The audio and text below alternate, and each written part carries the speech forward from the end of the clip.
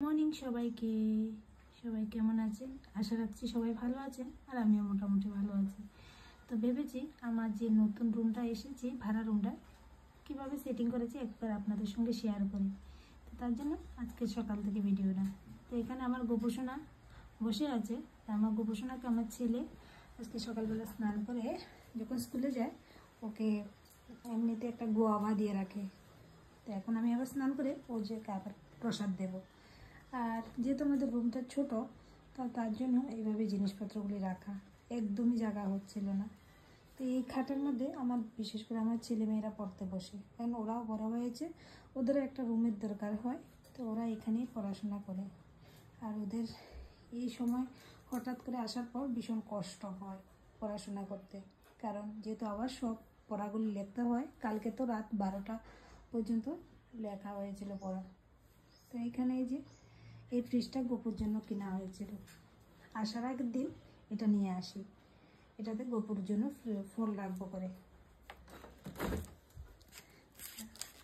কালকে ওর বাবা অনেক ফল নিয়েও এসেছে, ফল আর মিষ্টি। তো ভেবেছি গোপুকে এখানটায় রাখবো। এই জায়গাটা খালি করে এই জায়গাটাতে রাখবো। এখনও আমাদের এসি ইনভার্টার লাগানো হয়নি, আবার এসিও লাগানো হয়নি। তো আমার অনেক জিনিসপত্র এভাবে ছড়ানো ছিটানো হয়ে আছে। অনেক জিনিস নষ্টও হয়ে গেছে, যেগুলো বৃষ্টিতে সব জিনিস আরেকবার করে শুকিয়ে ব্যাগে ঢুকানো হয়েছে। এখানেও অনেকটা জিনিস আছে। তো চলুন ওই রুমটাতে যাই একবার।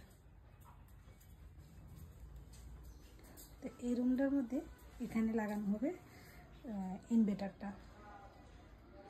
ইনভার্টার না লাগালে এখানে যদিও কারেন্টটা কমে যায়, তারপরও যে সময়টা যায় বাচ্চারা কিন্তু অনেকটা গরম লাগে, যেহেতু ওদের এভাবে অভ্যাস নেই।